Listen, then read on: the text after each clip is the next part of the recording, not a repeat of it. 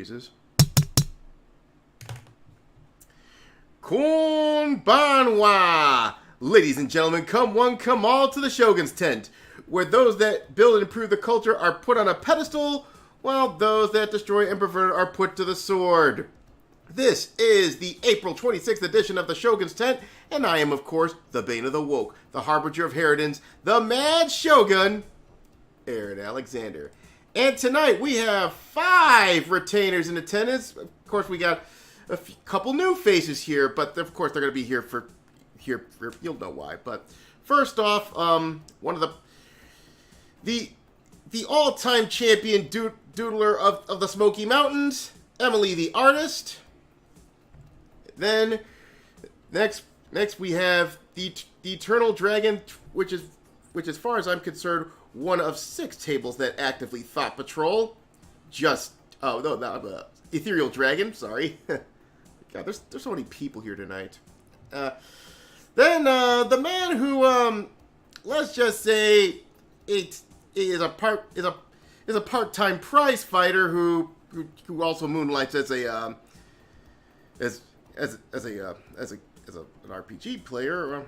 I can't come up with anything. Sorry, Exia. So we have Exia Kaiser here, and then also some of that I know, the lady who suffers from migraines from hell while setting people on plane rides to hell, the literary sage of Washoe County, Justine Hart.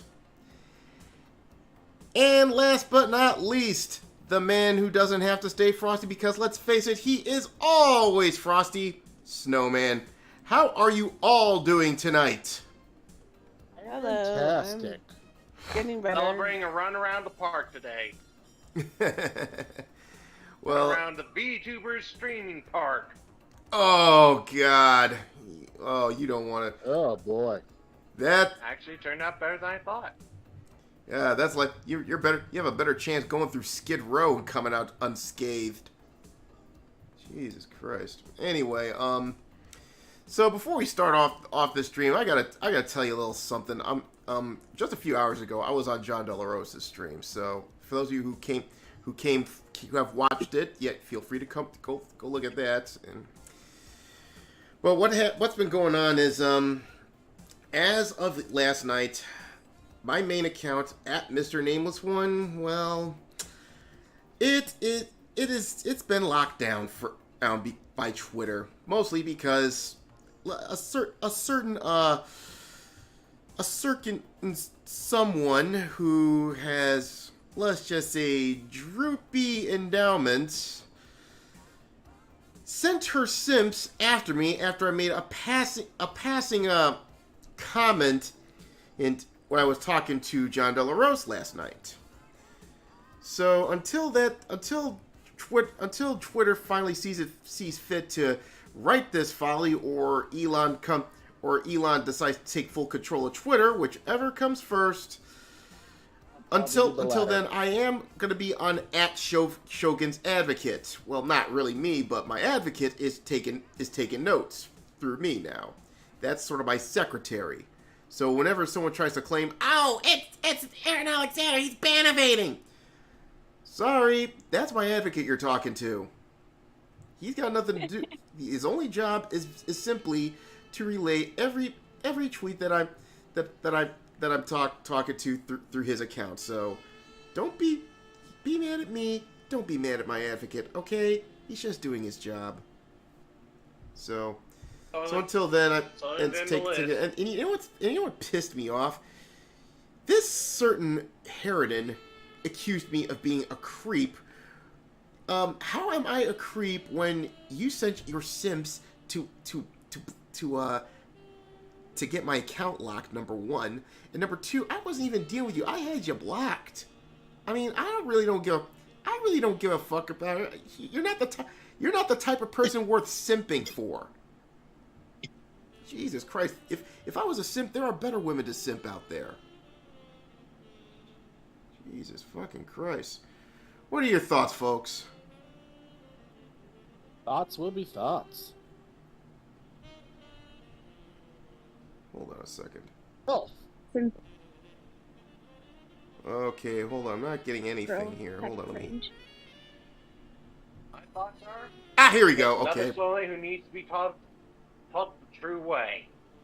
Yes. Simple over anime girls is less cringe than this. Yeah. We have a You new. know what that means? Mhm. Be gone. Be gone, thought. And even if they're not Yeah, thoughts, cast that thought out like the succubus that they are. yes. Just remember, one of our credos that we follow here in the Shogunate is winners do not simp. Take it from me, I used to have that problem. So anyway,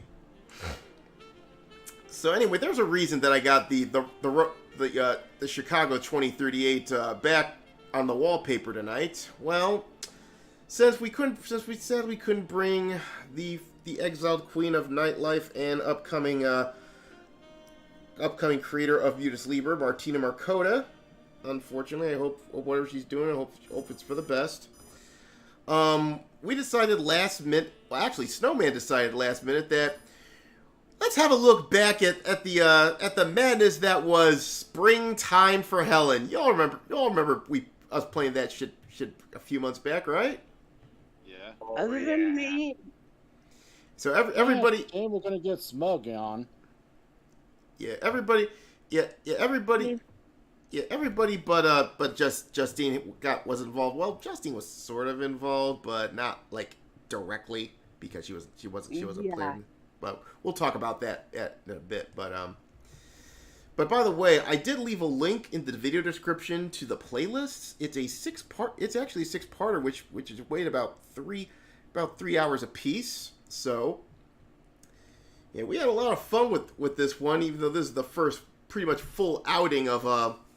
We did the we did the campaign where called Lost Luggage. That was part of the quick start, and I believe you'd find that link on the preview page to Rona on Indiegogo.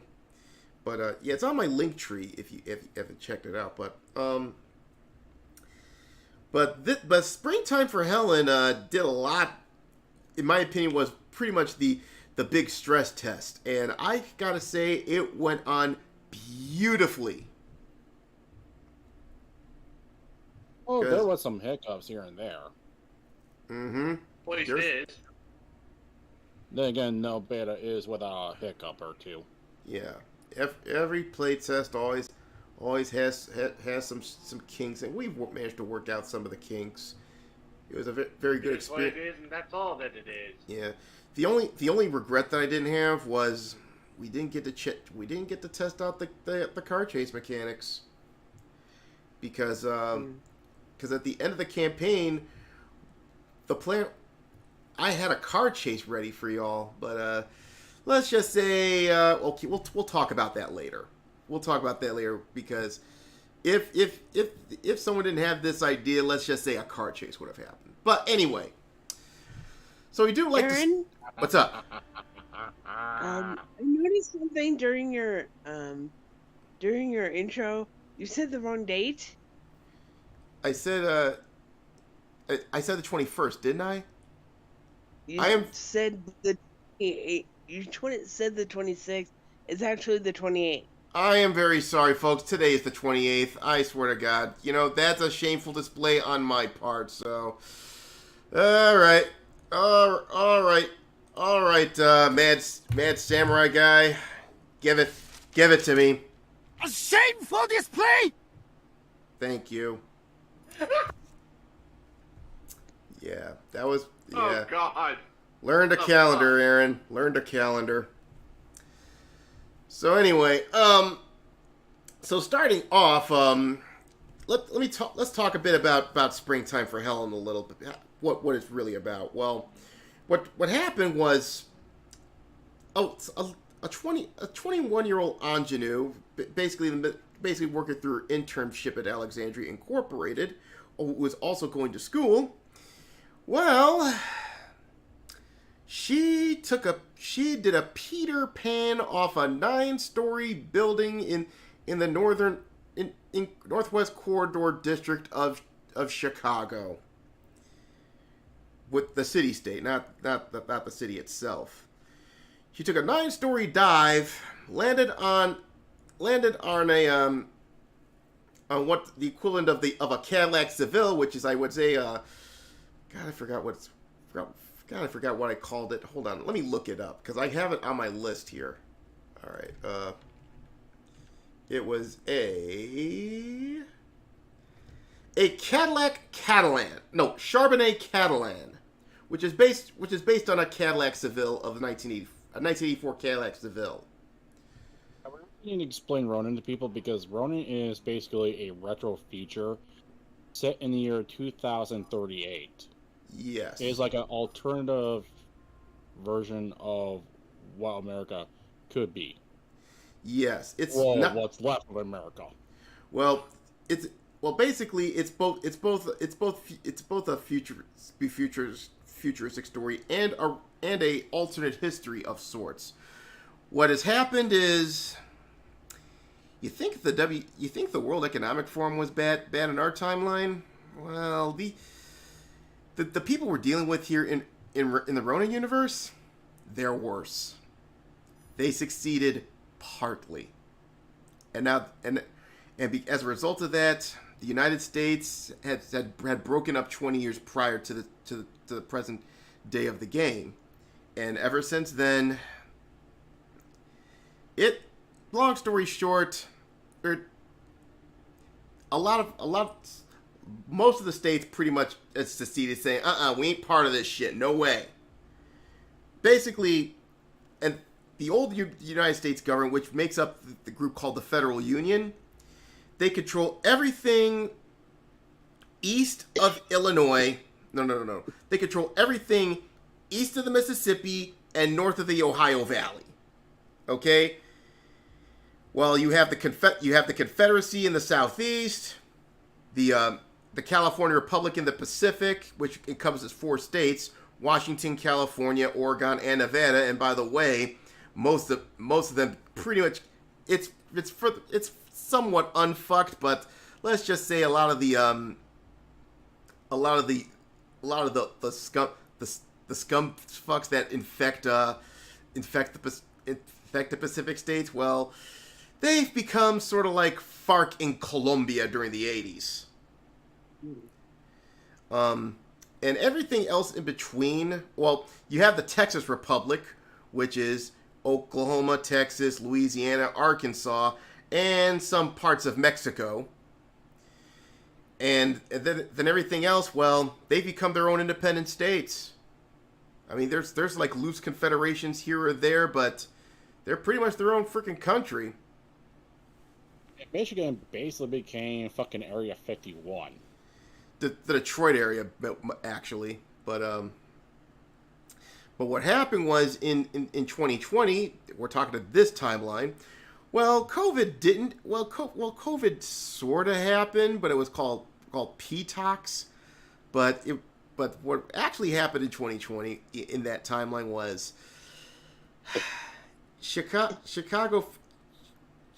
There was an uprising by the Chicago Police Department, and they were outmanned, outgunned, and everything until a certain company known as Alexandria Incorporated, which basically was run out of a freaking bungalow house at the time, managed to get a deal with one of the Japanese mega corporations to peddle their weapons.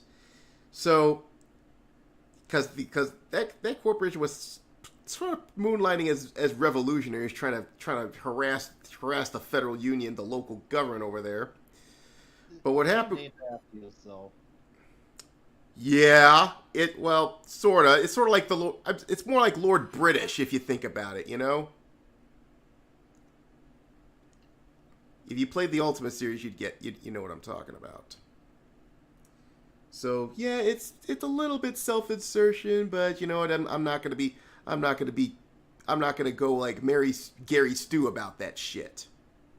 Okay, I am not Ray.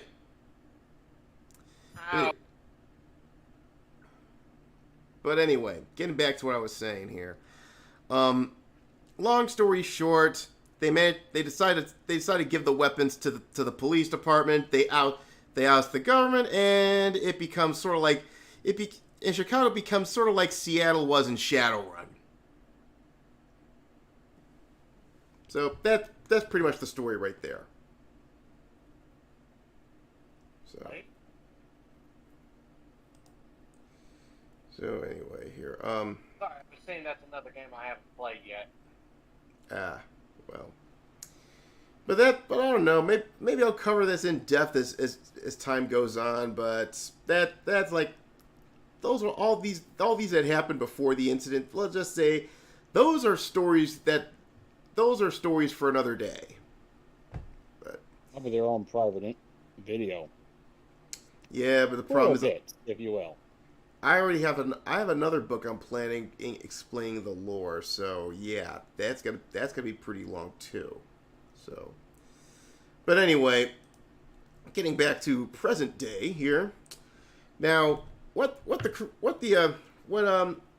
I took Snow, Exia, Ethereal, and Emily through, and also Smug, when I took through, I believe I think Nal's actually participated for about a session or two, but he had to bow out. Yeah, because he got should have banned. I mean, disco ban. Ooh. Yeah, but he's back. He came back in another account, by the way. But basically what we had here was so basically this ingenue takes a 9-story dive out of an Alexandria Incorporated office building, and Post glass. don't spoil it, please. We'll get to that.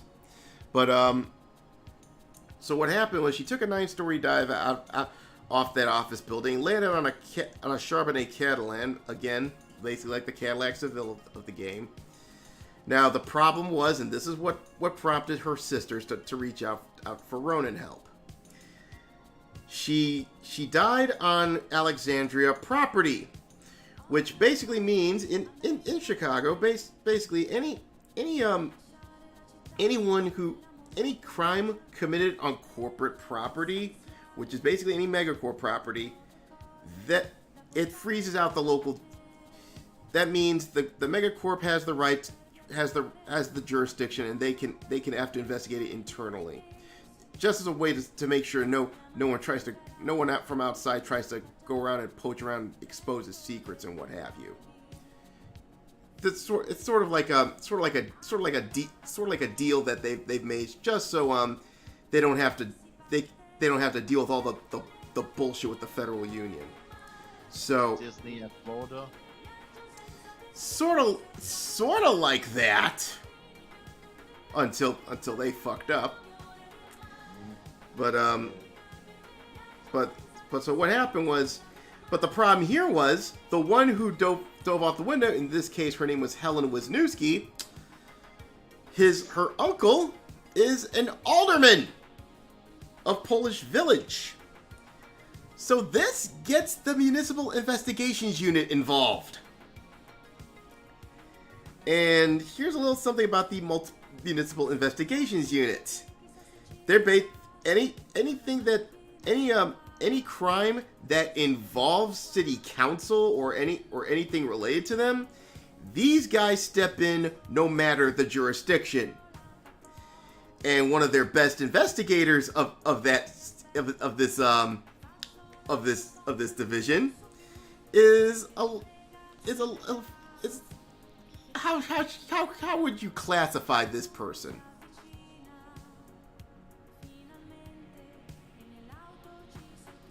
Anybody? Sorry, someone just got Well, talk about one of the lead investigators for MIU. Oh, Detective Nico. Mm-hmm. John said it back.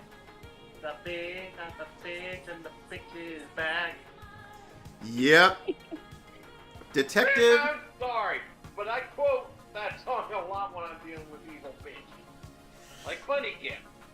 Well, Detective Charlotte Nico, or Charlie for short, is the lead investigator of Municipal Investigations, along with her partner, Detective Nick Charles, who's a multi-decade veteran of the force. Let's just say this thing the force has to boot up because he has to hang around with her all day. yeah, she's great at her job, but the problem is she is a stone bitch. And as I said, Nick has the fortitude of Buddha. Mm-hmm. So and here's the thing about her. She doesn't like anybody poking around in her investigations. Not the media, not other cops, and especially not Ronan. She does not like dealing with Ronan at all. So, if she's getting involved in the case, oh my God, best of luck dealing with her. But anyway, so because of all this jurisdictional logjam, the deceased, her two younger twin sisters, Donna and Barb, reached out and try to get and basically put an ad out saying the following: to any available Ronin, please help us. We'll pay a pool of 5,000 credits. 11. Well, Emily came in the second session. This is where Snow, Exia, and Smug's character and Ethereal's came in. Yeah, but in fairness to Emily, I'm gonna allow her to explain who her character is, because she's at least got an excuse why she's busy. Mm-hmm. So, Emily, please introduce your character. So my character is Bonnie Myers. She's a disciplined nurse with a homework. I'm sorry to interrupt, but you're coming in a little fuzzy here. Can you speak up or something? We're trying to figure out what's going on. Oh yeah, sure. Sorry. My character is Bonnie Myers. She's a 5'1" nurse with a claymore. She's forgot the name of the hospital she works at, unfortunately, but it's a very hectic sort of one.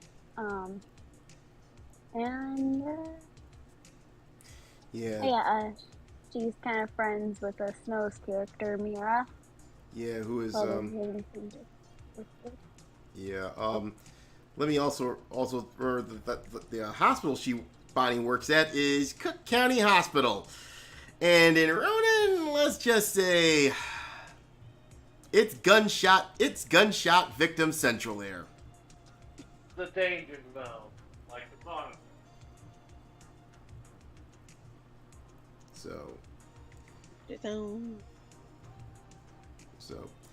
So apparently she's friends with Snow's character, who goes by the name Lady Nile. Okay, that's her code name. I believe she goes by Mira Valentine. That's what her name is. I forgot for 1 second, but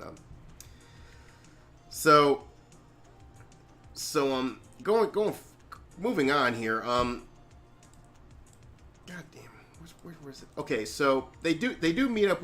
They don't know who their contractor is, but this funny is like, why do they have us meet in the middle of a day at a high school? Usually, if you're meet up with contractors, it's usually at some choke and puke or a dive bar in like 9 or 10 o'clock or something, you know? Oh, it's a well-guarded high school. Yeah. They boomerang a perv. Yeah. Before they came into the high school, apparently a peeping Tom got the boomerang treatment. He fell off the tree and busted up his leg. I think I had to hold the dogs back at bay. Yeah. No, think about the credits. Think about the money. Yeah. So what happened? So the thing here is this school, because of all the student body, some of them are, let's just say, pretty high status. The high school is guarded by sort of like it's basically the local archdiocese version of the Faith Militant. And in the this, Astarte Militarum, or the yeah, Astarte Sororitas. yeah, I forgot. I believe what's. Hold on, let me The see. Sisters of Battle. No, hold on. They're a second. not wearing power armor or anything like that. You know They're what just I mean. well-trained nuns that know how to beat someone's ass. Yeah, they're That's called what the. Sisters of Battle initially are. They're called the Order of Bernadine, which is basically the Archdiocese of Chicago's security detail. And these nuns, they wear their traditional garb, but here's the thing: they're just short. Their habits are pretty. Their robes are shorter, and let's just say it's designed for combat, and they take their jobs very seriously. And they came up to our heroes, and they were mean mugging, basically trying to intimidate them until the vice principal comes and basically says, "Hey, they were invited here. Here, ease up." And then they make the sign of the cross and basically gives them peace. So what happens? So what happens is that the vice principal escorts them outside the lunchroom, and moments later she comes back, and it turns out they introduce them to their contractors, which are twin sisters named Donna and Barb Wisniewski. They're basically identical twins that are 16 years old, and while Donna's more of the brainy, cute girl type deal, typical Catholic school girl, the other one is sort of like she's wearing like gym shoes, loose socks, and looks like and it's part of the hockey team. So basically, what happens is they Yeah, one's the tomboy and the other one's the nerdy. Yeah, exactly. So they basically explained the contract to them that their older sister Helen took a 9-story dive, and they're convinced that this wasn't a suicide, or they do suspect foul play. So that's why they hired you to check it out. So and by the way, their payment is a 5,000 credit pool, which means not everyone gets 5,000 each, but you take 5,000 credits and you split it amongst the group. Yeah, given there was like 5 of those, that's like 1,000 credits each. Mm-hmm. So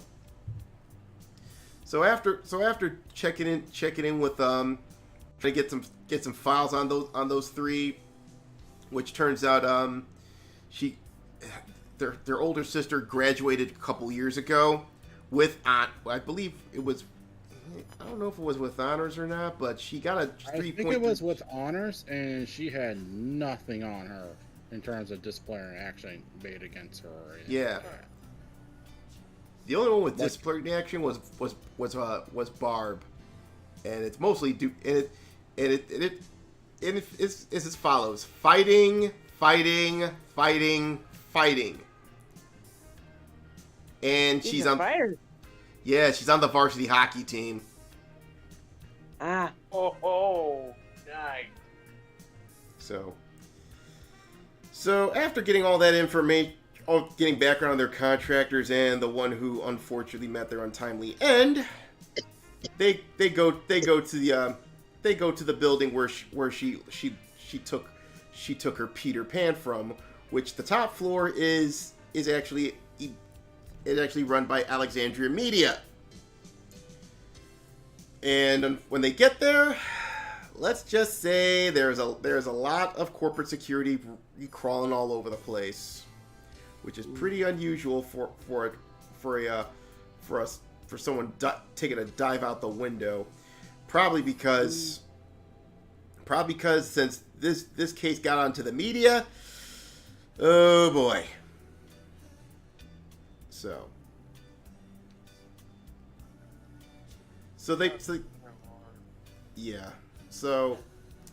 our heroes did take a look at the at the situation, try to gather clues, and Ethereal. Now I think you can tell us what you found.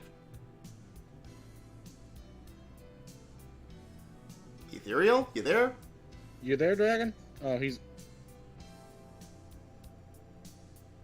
Let's see.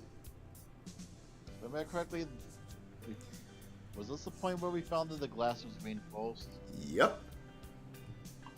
Did we? I don't think we found out who the creep was yet, did we? No, you didn't find. But we You didn't. found out that she was being harassed and everything. You And don't. her phone. Yeah, you didn't find out what really happened, but you can tell that if she dove off the window, she needed a lot of force to it because you found out it was reinforced glass. Yeah, she would need quite the assistance. Hint, hint, we don't think she did it. And neither did the security guards. Yeah, because isn't that supposed to be storm resistant? Yeah, it's It storm is. resistant. It is Like, storm resistant. against 220 miles per hour wind under, like, hail resistance. Yeah. Oh, it's fun. Okay. Oh, yeah. I just got a message from Martina. She is not ready to stream, so that's okay. I'm gonna let her know what's going on. So go while you do that. Continue. Yeah, I'm gonna be honest. I was pretty nervous because I was pretty much like, well, basically, I did bring it on to myself by electing myself to be party leader, and I was nervous, to be fairly honest. But I think I actually pulled through in that scene when I was basically asking people questions.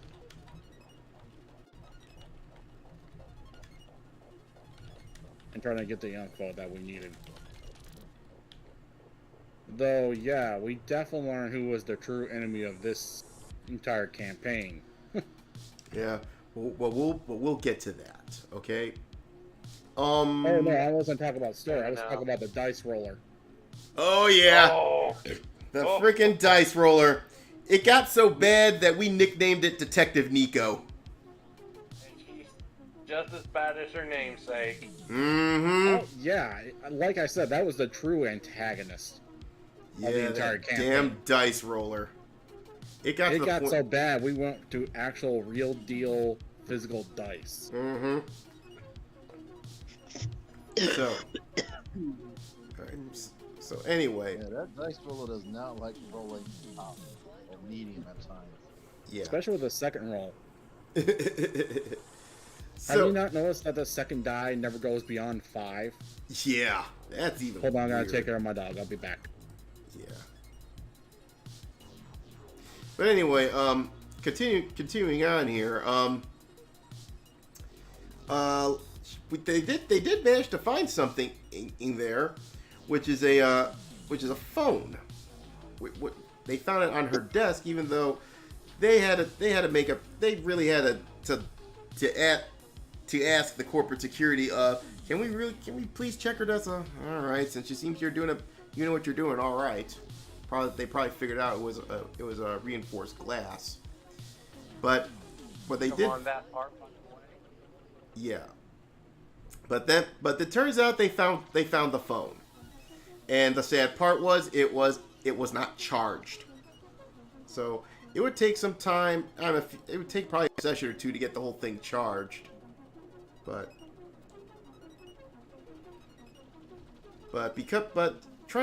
When they try to get more information, it seems like they decide to go on to the local police department, which basically got frozen out of the case because the murder took place on Alexandria property.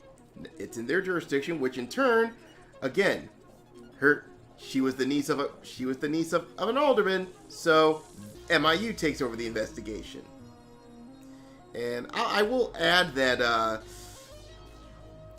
lot of the corporate security weren't too happy dealing with MIU. But then again, who is when you're dealing with Detective Nico? This is true. That's why, as part of my own part of the investigation, I hit the streets. Mm-hmm. Tried to get information. So while he did that, the rest of the crew decided to go down to the police department, and because this is a high-profile media case, guess what has happened over at the police department? Good thing I wasn't there. I hate dealing with the press. Yep, the press was there. And they were clogging up the lobby of the police department. And not only that, this was the last day before the entire municipal building would... Go ahead. Yeah. This was the last day before the municipal building had to be shut down due to renovations. Oh, So God. take a wild guess what happened in the first fucking floor. Pure chaos. Yes. Everyone getting their permits in order. Everyone getting their garbage stickers or vehicle stickers. Yeah. Their It turned... boxes totally squared away. And this is with the mass media crowding around too, trying to get their news. Yeah. It got to... Thankfully, Bonnie was not there. I'm glad I wasn't there. Yeah. Oh yeah, Bonnie was definitely not there because she would have lost her shit. Yeah, all that and all those media you got, and what the media is like basically is you not only got press, you got guys with cameras and microphones and press things. No, you know what else is the news crew have? Drones. They're Go ahead. And I wasn't there. Yeah. Wait, Attachment notes? what are you gonna do? Hack him or shoot at him? Probably start ripping on, swatting them out like a cat. Yeah, there was news drones all over the place, news vans outside the building, but luckily the cops outside holding back all the chaos. It got so bad that the cops were basically held hostage in there. So, once they saw you, they said they gave a look around and snuck you all inside the office and escorted you to the detectives. Where he basically said that he does have information related to the case, but he didn't want the press catching wind of it, because if they do, not only MIU's gonna be pissed, but Alexandria is gonna be pissed too. Because jurisdictional breach is not a tolerable offense. So, but of course, to make sure, but of course, in order for them to show them this information, you had to do them a favor. In this favor, Yeah, we had to go forth and enter to catch a predator mode. yes, indeed. Because apparently, what happened was there's a man named Malcolm Wilkerson who is a suspect being part of something called Blue Ring Films, and the Blue Ring Films is apparently a sort of a pornographic ring that shoots, let's say, in the vernacular of Ronin, they shoot Katie Flynn. Can anybody? Code word for something so vile, I ain't gonna say it on stream. Yes. I Let's just gave my reaction. Well, better yet, let's just put it this way. Let's just say they were serving a lot of cheese pizza. Okay? Ooh. Yeah. And not the cheese people that people actually want. It's No. something that... Yeah. We're not going to say it, but it involves children. In a bad way. Ooh. But So, what happened... yeah, Emily, it's a good thing you weren't there. So You this... thought the slasher game was horrifying? Yeah. What? We're talking about that fun with the flash game. Yeah. Yeah, because you're the slasher. I heard about that shit last night. So you did a slasher. Yeah. But anyway, even better, this film company of sorts was bankrolled by the Federal Union. And, apparently 2 of their members got busted already. Now the thing is, there wasn't any hard evidence around this guy, and there were rumors that children as young as 9 are being tempted with candy. They're returning home from school.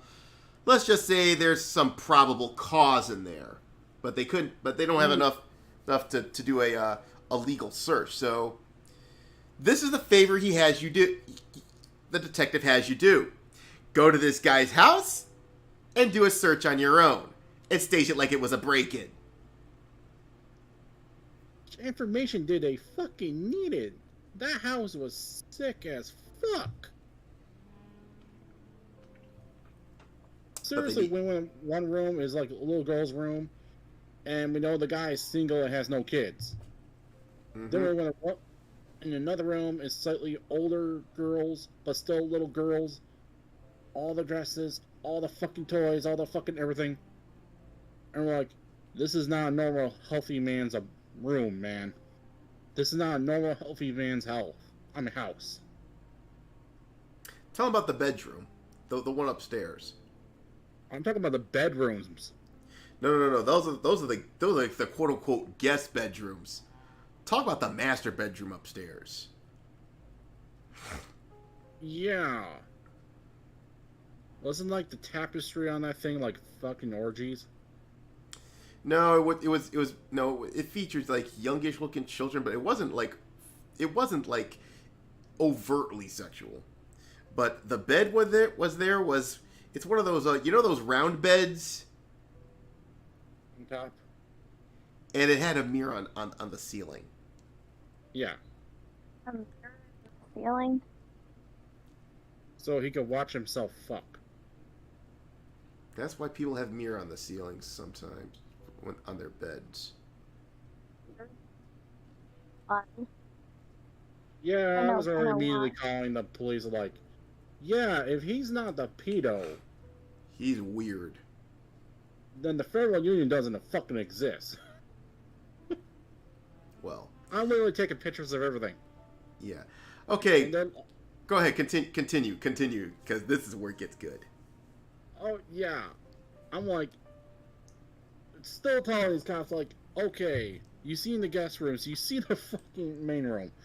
Tell me this is enough evidence, and you're like, no, we need more evidence. I'm like, are you fucking kidding me? But we even found pictures of a secret vault exit. We took pictures of that, that is fucking weird. But eventually, oh yeah, we have found a secret password. We apply it, and it opened up the door through a secret passage, and then we got to his secret lair, where he has a computer full of all of his kiddie porn. Yep.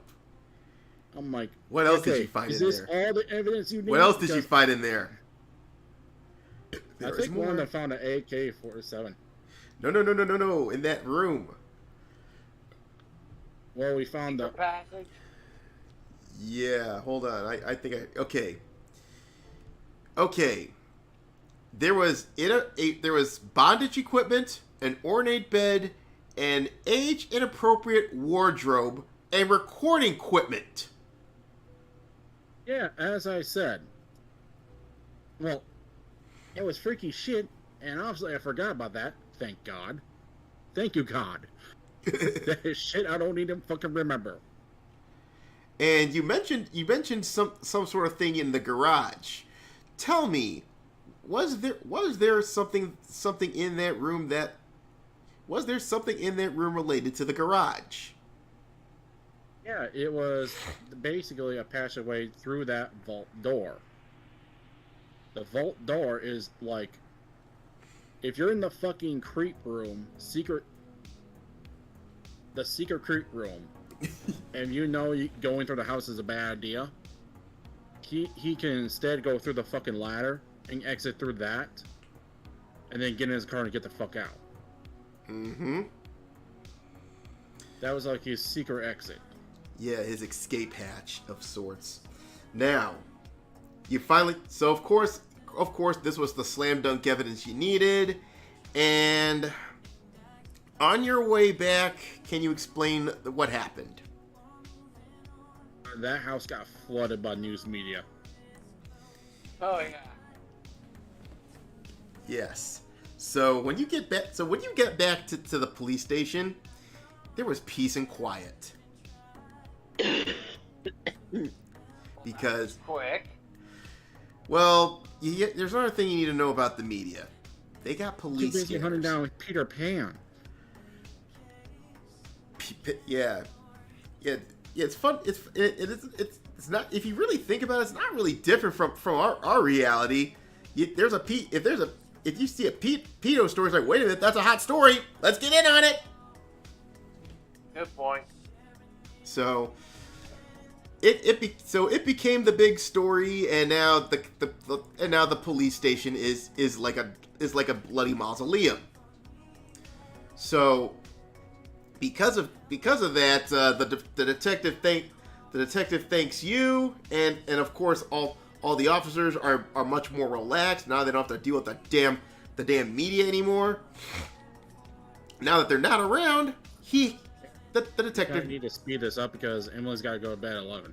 Okay, so now that this happened, now the detective is decided to show them what they had in their evidence locker. So you go down the elevator into the evidence level. Tell us what you found, people. Suicide.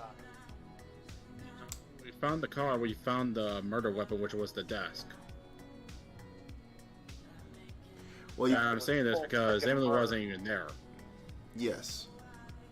So they found the car that was caved in with the window shattered, and also, judging by the velocity it was caved in, she couldn't have weighed more than 130 pounds, and that reinforced glass can only stand up to about 500. Wind resistant. Wind repelling too. It's wind resistant too. Wind resistant as well, exactly. That, Weatherproof. yeah, it was designed to withstand high winds, hail, you name it. Yep. And not only Oh, it that, could survive a tornado too. yeah. So what happens was, they also found a work desk that was moderately damaged. And apparently it had some handles missing. It looked pretty beat up considering it took a 9-story dive off the window.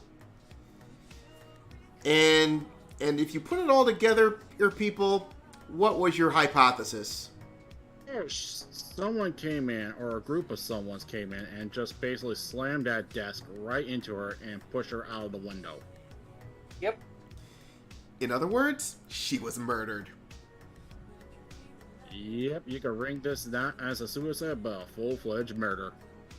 Well, now Which seemed obvious when we were at the office. We knew it was fucking murder. yes. Now you have to find out. For a while, by the way. Now Yeah, you have to I'm find. just Yeah, this is the part where Emily comes in after we found out it was a murder. And your first when you joined the group, Emily,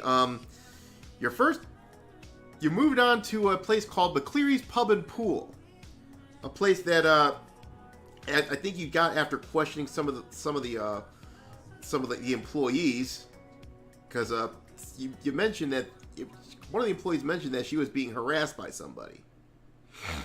So you go to this pub, and when you came in, of course, apparently someone tried to start a bar fight. The cops threw them out, considering that this pub is also a cop pub. So anybody starts any trouble there, and there's off-duty cops there, you're gonna be going into the drunk tank. let's not forget about the greatest event that happened during this entire session. Oh, are you talking about the dwarf tossing situation? Oh, yes. Oh, yeah. I believe it was Smug that got on the unfortunate end of that one. I think that was the mine. Because what happened was a man no taller than 4 feet was wearing a green flight suit and a football helmet, and the poor guy gets slammed into Smug. It turned out that he was the dwarf being tossed around, and let's just say all the drunkards were cheering and hooting and hollering. Of course, the dwarf basically apologized to Smug about that, even though he did take damage.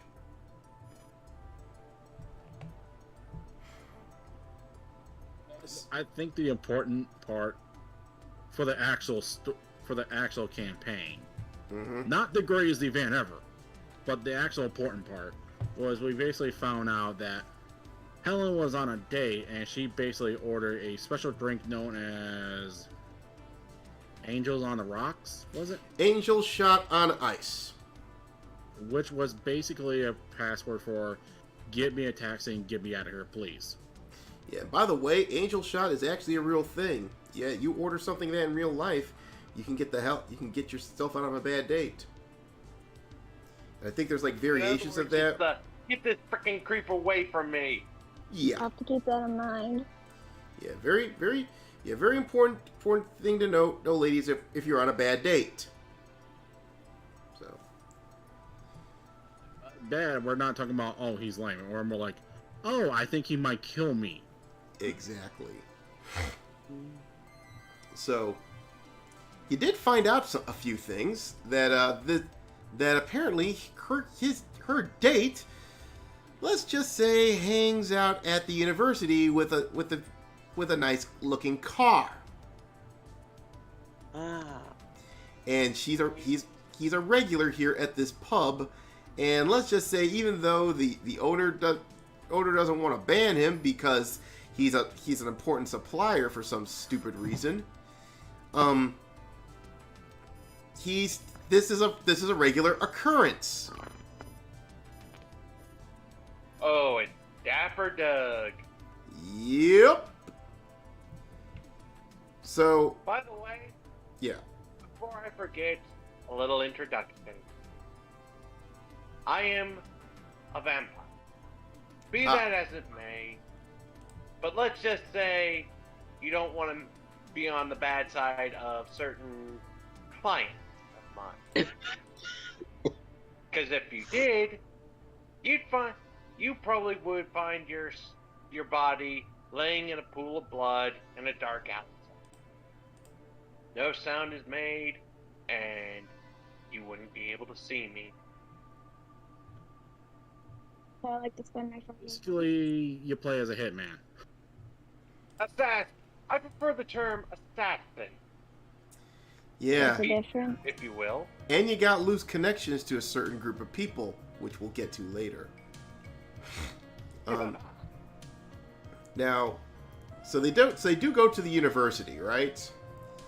And it turns out that it seems this creeper the student body isn't too fond of this guy. Oh, for good reasons. Yes. That we'll soon find out. Mm-hmm. Now, they decided to look. So they did question around and get some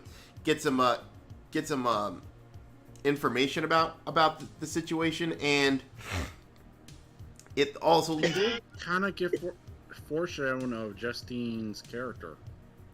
Yeah.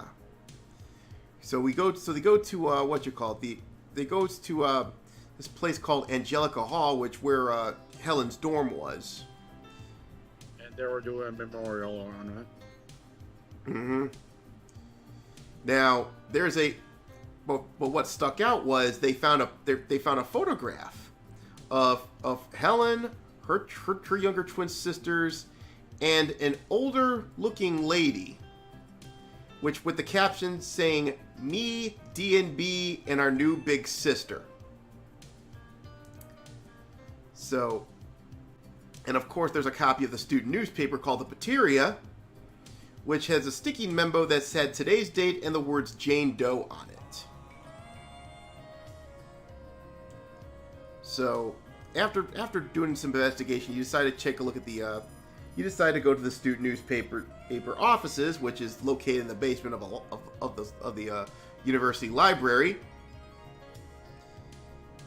And you meet a man named Quentin Tucker, who's the editor of the Materia.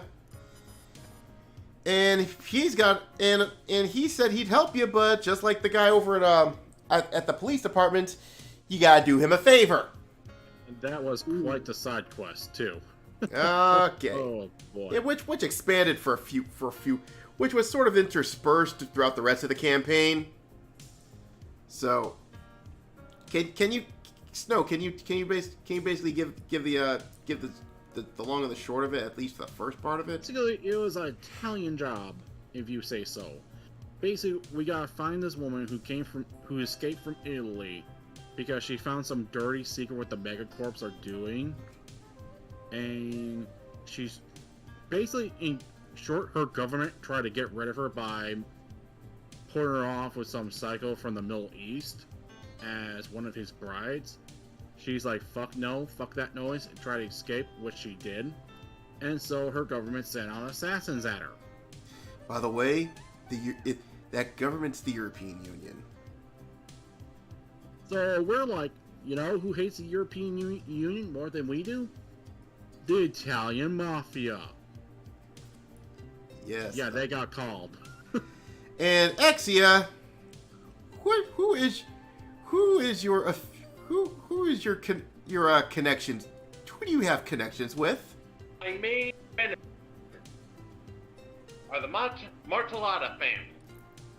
Which is basically the Italian mob in him. Chicago. Yeah, it ain't just him, Aaron. Yeah. It's also basically You. yeah, and Emily, and well, Dragon too. Except for my connections by blood. Really sorry to do this to y'all. I wish I could stay on, but I Martellatas are actually not that bad. Yeah. So what has happened because of results of that was she managed to get to Chicago and decided to continue her studies here in DiVincenzo University. Unfortunately, those assassins, they found her, and they were about to do her dirty until Quentin got involved, and they ran off. I think. Well, Where'd Emily go? Emily's Too bad. Emily's still here. Oh, Emily had to go to bed. Oh She shit! goes to bed at 11. Oh, that sucks. Well, anyway, let's to continue. So he took her as sort of a charity case and hid her in his house, which is a few blocks down the street from the university. The problem is, she doesn't speak English. Nope. Oh, right. She speaks None of us knew Italian to save our lives, so again, we contacted the Italian Mafia.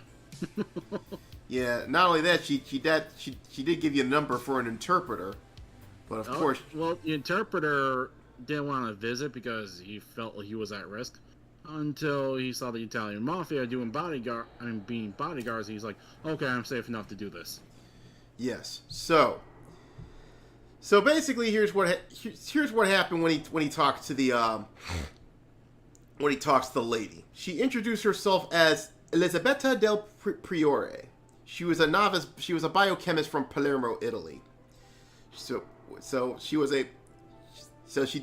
investigated some virus that was foodborne.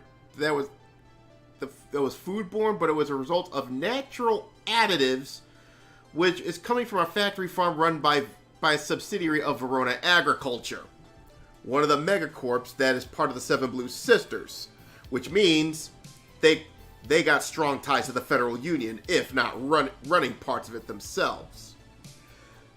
So like Snow said, she had evidence, and it seems like the European Union wanted to silence her again. So she did make her escape, and she further explains the reason why that none of these agents assassinated her because let's just say they want to do it like quick. They want to do it quick and discreet, and anybody getting involved or any bystanders would actually compromise the whole thing. And if they got into a firefight in public, let's just say the defense brigade would get involved, other factions will get involved, because since the European Union has close ties to the Federal Union, they're not in friendly territory. So, with that said, the editor basically thanks you and decides to says, if you find any of these assassins and kill them, I'll give you 100 credits apiece. Oh, we definitely took that job. Yeah. So, but he does afterwards. He does tell you about what's going on with this Jane Doe. It turns out they're not on the paper staff officially. It's actually 5 students that sort of hear rumors around the campus. They meet every 2 weeks. They pool their gossip, and then they pretty much come to a sense of what to put in the paper. They get about 4 to 8 articles every 2 weeks, and for every article. Importantly, Helen is part of that group of 5. Helen is part of that group of 5. Here's how it relates to what happened. They were hearing rumors about a creeper in a black kitsch, which is basically the Ronin equivalent of a Porsche. And apparently he was picking up women, and 4 of them disappeared mysteriously, only to serve as members of Black Flag, which is basically Ronin's version of Antifa. 2 of them dying under mysteriously circumstances, although that didn't include Helen at the time. And ever since that meetup with this guy, she was getting obscene telephone calls. Yes, everything was pointing to Dapper Doug. Yes. Everything. And apparently, Guy has more fingers and more pies than the rest of the world combined. Mm-hmm. Now, they did she did investigate. She might have reported. Tucker thinks he might have reported this to someone high up in the company, because she believes she'd find a way to get him out of there. But unfortunately, they were too late. Before that could happen, they got to her first. Oh yeah, and not only that, I think after we got done with him, we did finally contact one of the girls. I think either Donna or Barb, and basically got the password to the phone. Yep. Now getting back to the phone. It was password protected, but getting back to the phone. Let's see. Let me get back to this phone. It was 6 messages, and there were very few contacts. Yeah, she only had 5 contacts. Her sisters, his house, the office, and one named Ms. Bella. Now This was around the time that I had to take a break. I was in Yes. Florida at the time. Mm-hmm. Yep. Now, there were 6 unheard voicemails. The first one was from Ms. Bella, basically saying that she'll send corporate security to protect her until the situation blows over, and she'll also expedite the process for her to transfer to Orlando, even though she hasn't finished school yet. So let's just say Ms. Bella was pretty much acting as her fairy godmother. Mm-hmm. So, the next text came from her sister, Barb, and basically say can't wait to get together with her and Donna to go to the punch key parlor, so Helen could take a load off this situation that's going through. Then came the third voice message. Take a wild guess who it was. For Doug.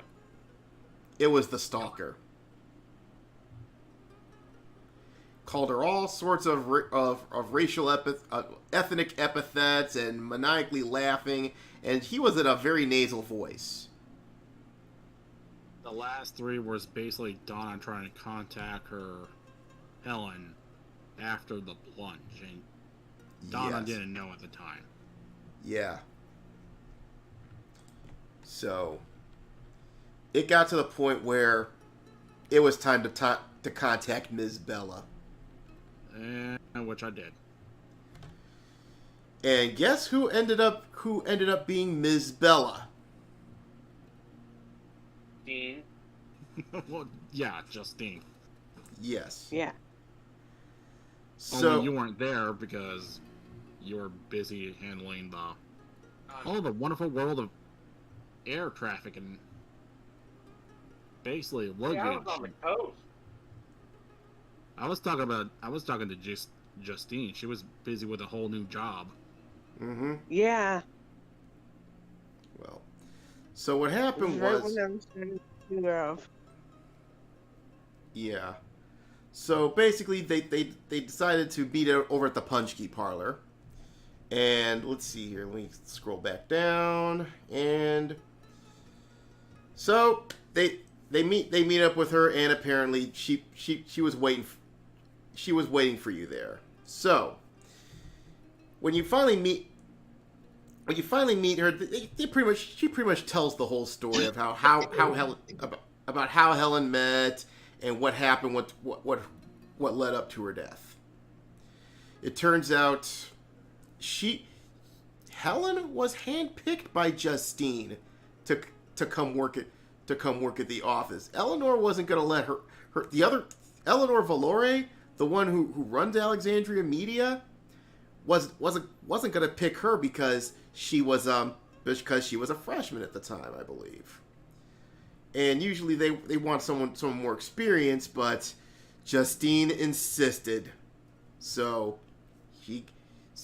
Eleanor did her a favor and she got selected. And and apparently those two hit it off pretty well. And it got to the point where she was invited with her sister to the Punch Key Parlor. Hence, where that photograph came from. The big sister is Justine. Mm-hmm.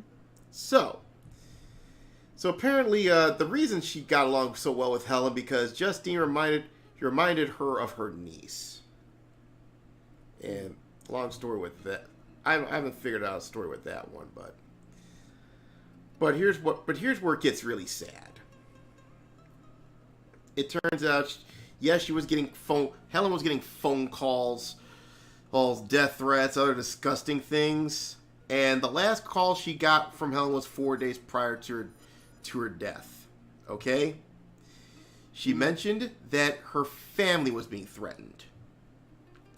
And she talked about some bar called the Off Center. So this is where Justine had basically requested an attachment from the Defense Brigade to deter any attack. And Justine basically said that she suspected more to the man that she dated, and she knows right off the bat it wasn't a suicide. So guess who? You want to know how the MIU got involved? Uncle? Because she's related to the older man. The older man is literally Helen's uncle. That too, but Justine called it MIU. Oh. Which explains why we had to deal with Detective Nico. They probably would have heard. They probably would have gotten involved sooner or later, but let's just say Justine sped up the process. Well, can you blame her? Yeah. Actually, no. Yeah. So she basically said that so she basically said okay, I'm gonna put in. She puts in a good word she'll put in a good word with Detective Nico, and warns the party, be careful around her. She hates Ronan. We visited Nico Called her. If we visited Nico first, or when we went to the older man first. You You called her. We met Nico first. You called Okay. Nico first, and apparently, she kept her word and called ahead, and she begrudgingly invites you to the autopsy. So you get there, and Nico was dressed to the fucking nines. You know, she looked like boss bitch sexy. And by the way, the car she drives is a car called the La Diandra, which is the Ronin equivalent to the DeLorean. Ah. Bitch. Yeah, and of course he had her partner there, Detective Charles. And when you showed up, she taps aside, and let's just say she wasn't too happy you're tagging along, but Justine said so you know what? She got to deal with ya. So on the way to the autopsy, let's just say some nurses got a little giggly.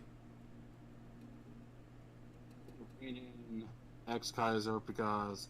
Okay, Aaron, explain what happened if I didn't rein in Aaron. I mean, didn't rein in Ex-Kaiser. Let's just say really bad shit tends to happen. But it wasn't I tend to be a bit blunt. But Exia didn't act up first. It was Nico. Yeah, I reacted to Nico. Yes. I know what you did was a reaction. But I'm like, no, man, think of the credits. Think of the money. And that's a You gotta freaking think about the group. and that's a police officer. Do not. And the reason I stopped was because need the credit. And that's a police officer, a well-known police officer at that. So I begrudgingly backed off. So- Otherwise, I would have lectured her on the objectivity of the situation. Well, so what happened was the nurses got a little giggly and Nico got pissed and grabs one of them by the collar. Basically, after that, the nurses shut up. So anyway, getting back on point here, they do make it to the autopsy, and it turns out this autopsy involved Helen Wisniewski. They took a look at the corpse. So, here's what the coroner found out. There was definitely foul play involved, and there was immense trauma throughout. And aside from the extreme trauma of the 9-story fall, there was bruises throughout her face and her body, which means she was jumped by about 2 to 3 people. Yeah, she got her ass beat. Then guilt. Yes. Now, the most important point was a trauma wound in her abdomen.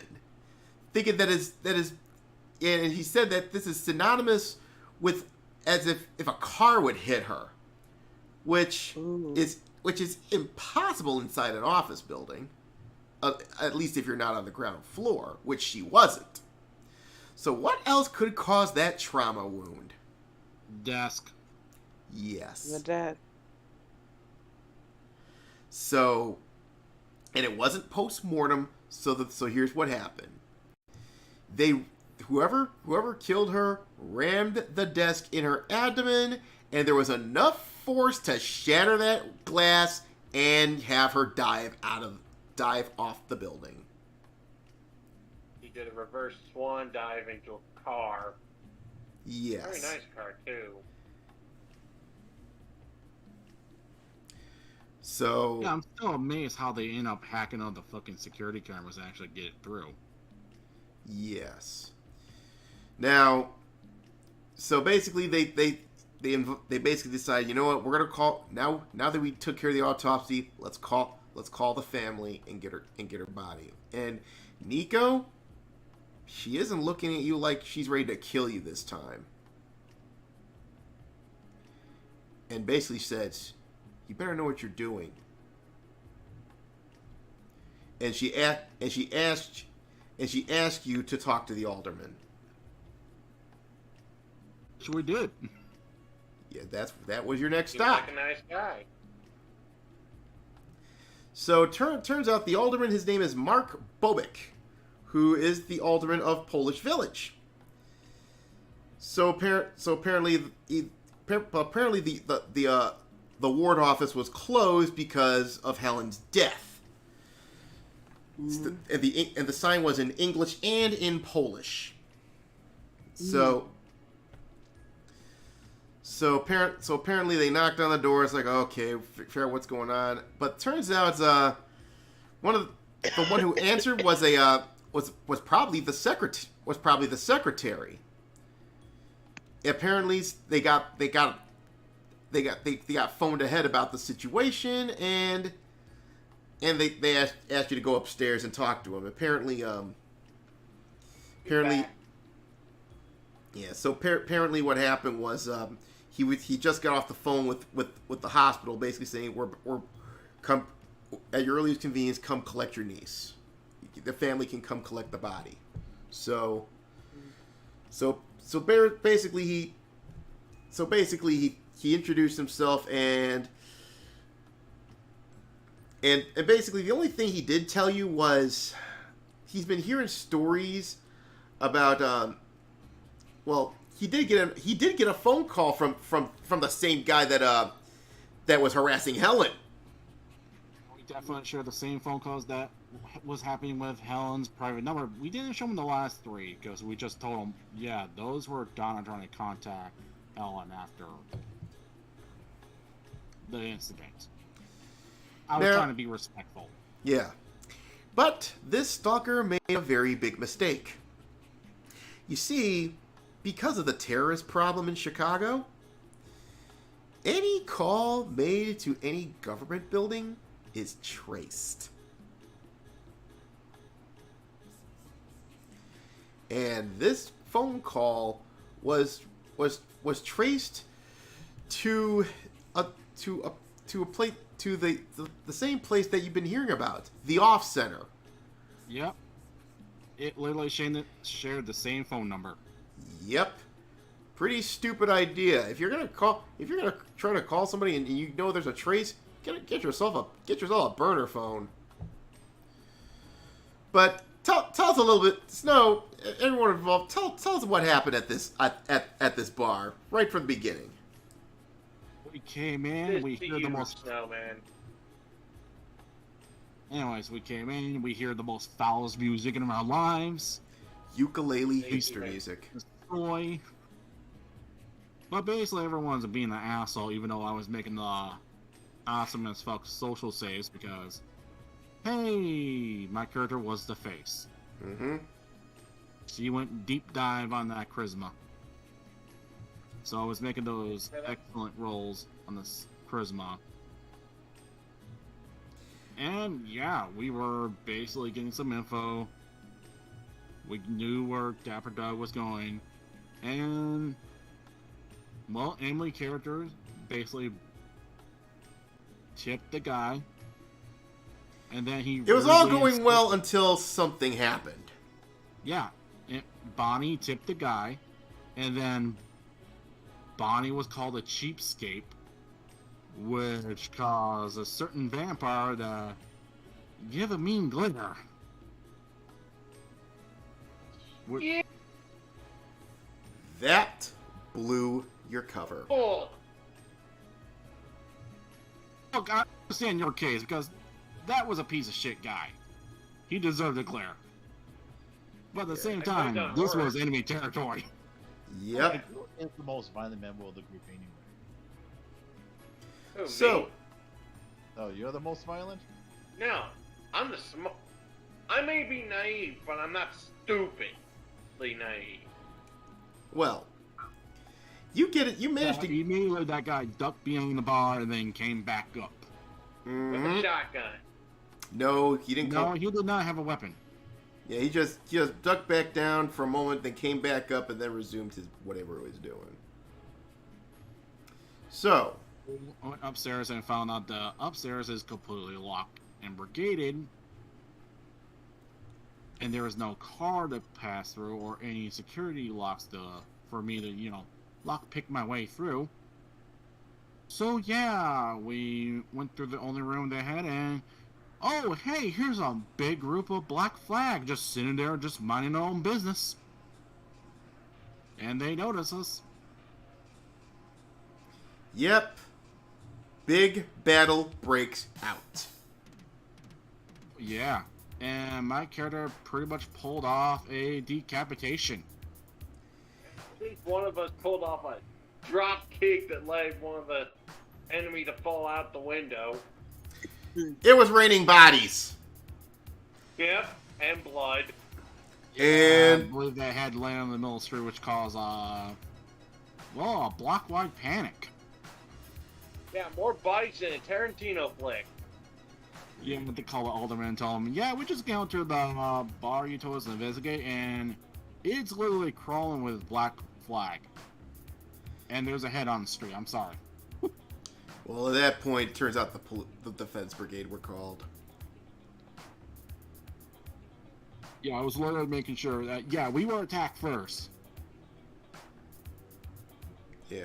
So, you manage to fight your way up, and then of course, while you're doing that, the defense brigade shows up, and they manage to deactivate the security protocols there. So you had Yeah, because the first floor of that combat session was basically taking up the entire combat session because we had new players who are not used to combat. yeah. Sorry. No, I was not being mean. I'm just pointing out a fact, ex-Kaiser. There's no malice behind those words. All right. Point. Good point. All right. So let's fast forward to the encounter on the roof. What happened? Basically the villain gave off his evil villain speech, and he basically pretty much said, oh yeah, I totally order it, but I didn't think they'd kill her. Well, can't blame them if they get a little excessive. I'm evil. Then we tried to capture him, but he and his two goons jumped off, and they have hover boots and got away. Turns out that the person who was stalking them was the same person. Or Yep. at least working for him. Dapper Doug. Yes, and it turns out that person that you met with was Dapper Doug. Which turns out to be a sort of a nickname for his real name. Here, hold on a second. Let's see here. Trying to find out his name here. His real name is Dexter Cross Birdall. Apparently he's and after you scare him off, you get a phone call from one of the Wisniewski sisters. Yeah, basically the ward was on fire. The ward office was firebombed. So we immediately went to the ward office because we're like, fuck. Thankfully no one was killed. No one was there. No one was at the office at the time. One taillight shot out. Yeah, you did.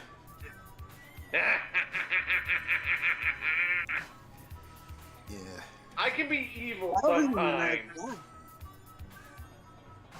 Yeah. So you meet up with the Wisniewski twins there. They're concerned about their uncle. They're worried if they're still inside the building. Turns out he wasn't. It turns out he was at a meeting. He's at a meeting with the chief alderman and the alderman of Logan Square. So basically, you basically give him the update on what happened at the off center. And even though trying to describe the situation, he did curse, and of course Donna wasn't too pleased about that. Given the situation, I'd be like, even God be like, I don't even care you curse. Yeah. Because that's a situation you should be cursing. Yes. So, Apparently, it turns out this guy, he knows who he is, and he tried to set up a microbrewery in the neighborhood bar up the street, and the owners basically told him, get lost. But basically told him to fuck off. That's what got down scolding him for cursing. So, but of course, guess who decides to pull up at this point? Nico. Yep. And of course, this time Nico wasn't doing anything bad. She was giving us even more information we needed. Yes. Like Dapper Doug's address. Yes. And it turns out Dapper Doug, well, Dexter, or I should say, is apparently she knows who this guy was. He doesn't have any convictions, but he's got a lot of arrests. Drunken disturbance, disturbing the peace, harassment. But he has been a person of interest in about 30 cases going back a year. And it turns out she focuses on 3 cases. A transsexual bathhouse called Angel Bubble Sticks, which is basically, but the problem was the case was closed because there was it was a firebombing involved there, but the case was closed because Ronan was called in and the perpetrators were killed. She wasn't too pleased about that. Then the next thing that happened was a co-ed from Trinidad University. She drowned in Diversey Harbor, but they tracked it down and then had the defense brigade raid that stronghold. They managed to capture him, but they never made it to trial. You want to know why? Side. Ronan? Nope. They did die, but they killed themselves. As I said, suicide. And the third place was a place called Happy Carnivore Steakhouse in Roscoe Village. That too was firebombed. Ronan did get involved, but they turned him over to the police. Unfortunately, like the previous case, never made it to trial. Never made it to trial due to suicide. They have a they all had a common denominator. A place called Pleiades Billiards and Arcade, which is located in the Lakeview neighborhood. And guess who owns that establishment? Black. It was Dexter owned that establishment. So it turns out he has some moderate ties at worst with Black Flag. So His bar was full of them. We're like, dang, he might be a Black Flag leader. Mm-hmm. So you were paid the 5,000 credits because you fulfilled your contract. Then we were given another contract, which is basically bring down Dapper Doug. 250, I mean 2,500 dead. 2,500 dead, 5,000. 5,000 alive. Yep. So you took up the contract, and it keeps going on. And I believe the first thing you did was you decided to pay the arcade a visit. Around Yeah. the time I went missing again. Yep. So you pulled up to the arcade, and you decided to go upstairs first. Guess what you found up? Tell us, what did you find upstairs? Well, the Italian assassins, or in this case, actual German assassins, since they still work for the Prefect. Yeah, prefect. Still European Union thugs. Oh boy. Well, that was a memorable battle, wasn't it? Oh god, Detective Nico showed her face on that one. Yeah, the Well, dice god yeah, showed no It was a mercy. night of Back two end of it. criticals. Basically, I believe that Dragon had a critical. Dragon, did you have a critical success on yours? Well, let's just put it this way: you killed 2 of them. Yeah, I basically shot the guy's head off, but I think Dragon went super stabby on the woman. This is where the fun begins. The remaining 2 weren't. Let's just say they didn't suffer from bad luck. It was the other way around.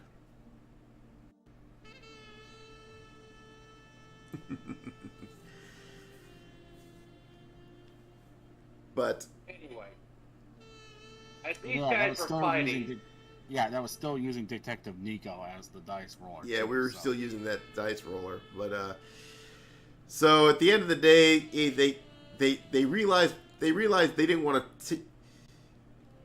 When they realized that they weren't going to succeed in this, and they decided discretion is the better part of valor, and they all ran off like a bunch of bitches. Yeah, I still wasn't happy with that result because one of them was pinned by Smug, who was succeeding all his strength rolls, and the guy was failing. Yes, but luckily those 2 didn't get too far. Exia, tell us what happened. on this. Hang on, let me find the descriptive. This. Damn it. I got where I put the car notes. Oh, here it is. Leland Transnational V13 shows up and slams into 2 of them. Actually, one of the step out of the car, and Lowrider's playing in the car like any good driver should be driving when they show up in an action scene. And it's like, hey guys, am I late for the party? Well, actually, you hit two of the guys that were in the back. Yep. I'm talking about the 2 prefects that managed to escape. Executed by Basically, the Mafia were called, and those 2 got ran over by the Mafia by accident. Yeah. Talk about bad luck. But what you found in the... Actually, no, I think the best way to describe it is karma. Yep. Karma finally caught up to them. Yes. So what happened was, yes, you did manage Almost to... literally speaking. What's up? Karma. Yep. So what happened was, you found something else in the back. Turns out they were loading up some crates in some vans, and you decide to get the jump on them. And then that's when Exia rolled in with the Leland Transnational, and they managed to run over a couple of them. Actually, Aaron, it was because the 2 assassins escaped that got the black flag. It got their attention. Yeah, it got their attention. So a battle broke out between you and Black Flag, and you son these sons of bitches. But we sent those Soylents back to where they belong. Mm-hmm. But you discover something pretty weird when you come into the back of the building. because this was supposed to be an arcade center. So why is there crates full of weapons being shipped to various different addresses? Which, yeah, we kept a copy of that address. Yes. And we gave the weapons to the Mafia. They're in some goodwill. Yeah. But it turns out the ones they hired some outside help to load the crates, apparently. Yeah, which the Mafia doubled the pay if they load up the crates for them. So, good day for those loaders. Yeah, you can't really blame anybody for trying to get some honest work. Yeah, they basically got rid of the fucking Soylents because they gotta be horrible bosses to deal with. And Right. they gained the Mafia as new bosses who pay double. Yeah, so it was Everyone's a winner. The Mafia gets weapons, the loaders get higher pay and better bosses, and we get more clues. Yes. Well, like I said, at least they didn't get the Supreme Brethren involved, because if they did, I would have had to kill each and every one of them on principle. Yeah, they're all the way in the south side, so I didn't think you have to worry about that. Not to No. mention, I the always Mafia do. doesn't like the Supreme Brotherhood. They're no fans of the Supreme Brethren. Yeah, definitely not. Now, Which one's the Supreme Brotherhood again? The Supreme Brethren are basically one of the kill-on-sight groups, yeah, they're much like Black Flag. they're. Okay, which one is the Nazis? Oh, that's up in Skokie. That's Yeah, The well, Iron yeah. Nazis. They're in Skokie. They're a minor league group in the grand scale of things. They're though. minor at best, but they're a big problem in my character's neighborhood. And in Bonnie's anyway, neighborhood, hold on, because we please. live in the same neighborhood. And I doubt the group we will like Okay, it. well, hold on. I got some problems with my, I've been working with my with the microphone local- here. Actually, start wiping them out slowly. You know, terror attacks here, sabotage there, etc. Oh yeah. Yeah. So. Hilarious. So the next thing y'all did was pay time to pay Dexter's house a visit. Oh yeah, he had a funky security system, but that's because the dice was so fucking bad. Yeah, that was the last night of the dice. Yeah. That was the night when you eventually like, okay, fuck this, get your actual dice out. Yes. Suddenly So, our luck actually began to improve immensely. mm-hmm. You managed to get inside that building though after all that weird shit trying to get in, and tell us what you found inside. Start with the first floor. Well, I do believe we found a blue potion, an address. Nope, to, no, not yet.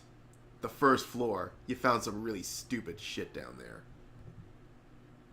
soy, and oh yeah, the golden banana. Golden bananas, a postmodern sculpture in the dining room. Which, that was Bonnie's keep. That was like, I want this banana. I'm like, okay, let's let her have it. She patches up her wounds, so. What you find in the what else? What you find in the kitchen? Fridge full of soy. Tofu and kale. This guy's a vegan. Many foodstuffs based on tofu and kale. There is also ice cream flavored kale. Well, or should I say kale flavored ice cream? Actually, I gotta do it right. Blech. Yeah. Yeah, your parents are. It was like, Why would you eat kale flavored ice cream? I have no clue. That's yeah. Even I wouldn't know. It makes no You're sense. gonna have to ask even the to me. sir boy himself. Honestly, if I could have any flavor ice cream, it'd be mint chocolate chip. I know everybody else hates it, but I like it. That's good. That's I good love shit. it shit. too. What are you talking about? That's good shit. Thank you. Yeah. We So- did make a joke. We did make a running gag ever since we've been fighting the Black Flag, known as the power of soy. Yep. Because people have been rolling bad, especially poor X-Kaiser. X-Kaiser, you know how you try to actually grab onto in the first battle against Black Flag, you know how you try to grab onto one of the minions and try to bite into him, and then you failed? Yeah. I'm like, what the hell? Does this guy have the power of soy in him? Oh my god. Power of soy. Man. So, even after finding that culinary sins and architect and aesthetic sins, you did manage to find something. Oh yes, we found basically some blue drug that we definitely wanted to be investigated because, well, we don't know what he's planning to do with that. I was thinking some nefarious scheme where he's planning to fucking drug the city or something like that because he had a distillery. Uh-huh. No, I was wrong, but I ain't gonna spoil that. Well, don't spoil it yet. And we found actual information of this shop where he gets the drugs from.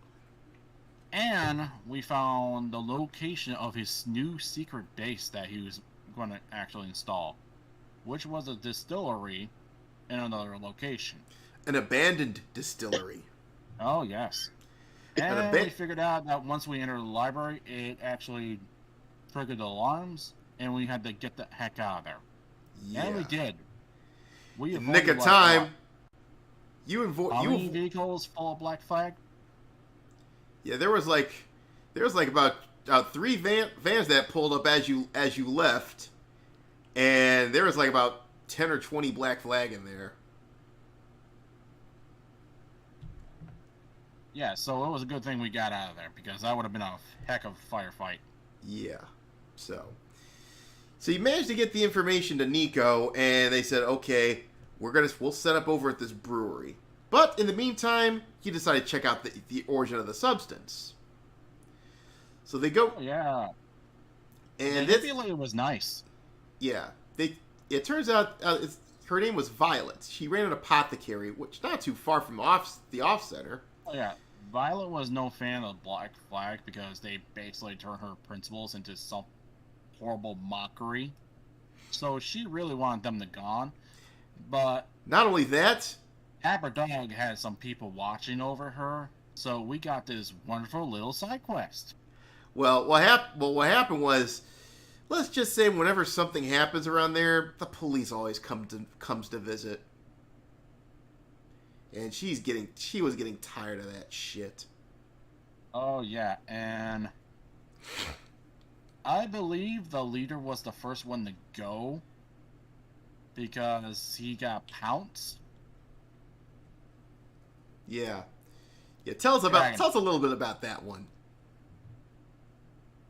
This is your time to shine, Dragon. Dragon, you there? Yeah. Tell us what happened at this apartment building right by the apothecary. Or above the apothecary, I should say.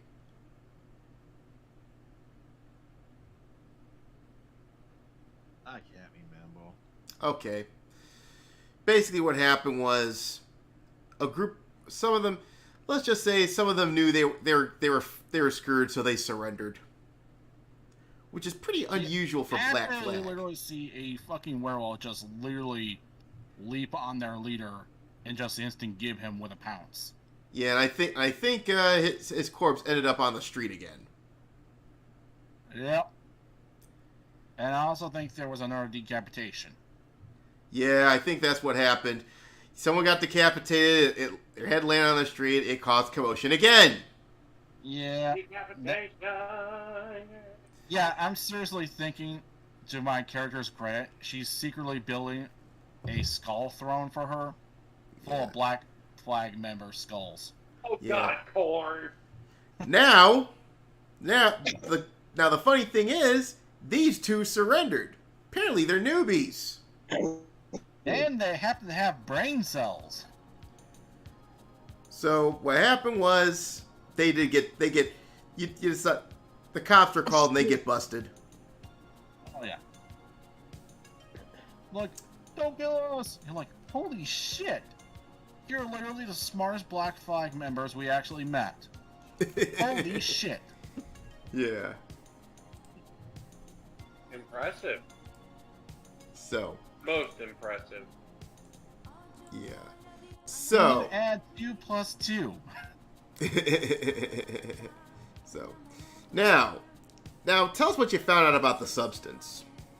It was basically an antidepressant drug.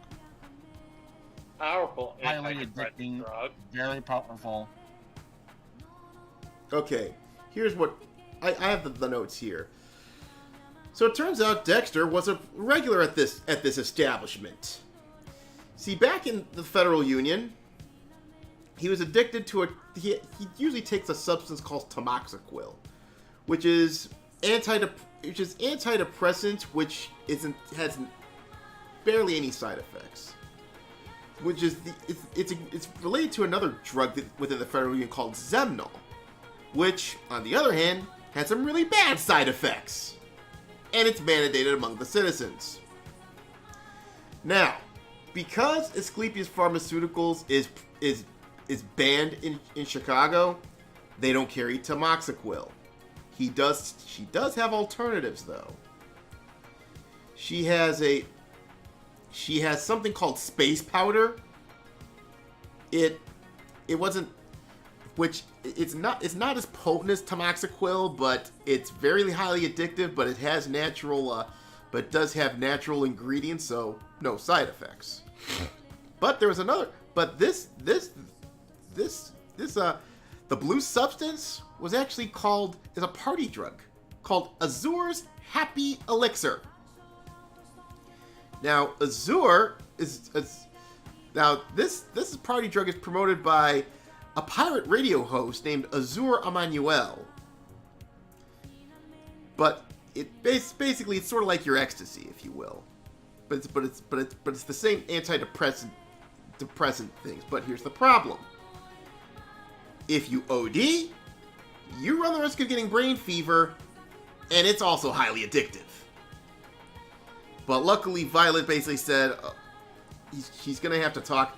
She's gonna have to talk to Azura Emanuel about that, because she's convinced she could negate those side effects. Okay. So here's what happened.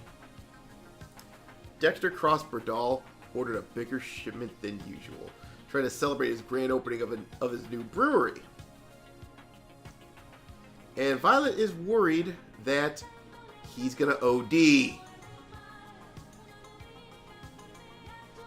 And if he ODs, guess who's gonna show up? Yeah. The police will show up. I was more worried about the fact that, oh yeah, he ain't gonna fucking OD on that stuff. He's gonna keep some of that stuff for himself, yes. But he was gonna fucking tamper the local brewery. Yes. Now, apparently in one of his drug, when he came to her, or all tripped up, he let it slip that 60 or 70 guys will be at this brewery. So now... And I immediately notified Detective Nico about that. And I say, yeah, it may be 60 to 70, but you might as well prep up for like 80 to 90, just to be sure. So, here's what happens. You all decide to hit the brewery. Now, keep in mind, this brewery was closed down in 1989. So, we're talking almost 50 years this place has been abandoned. It did survive all the gentrification of the land developers a few decades ago, but now, and the brewery is actually was actually run by a very famous famous beer distributor over in Chicago called Gold Lager, which is the Ronin version of Old Style. Now, it turns so you got to the brewery, and what did you find there? Basically, well, we found Detective Nico and her other detective, and Detective Nick, and they're in full squad armor.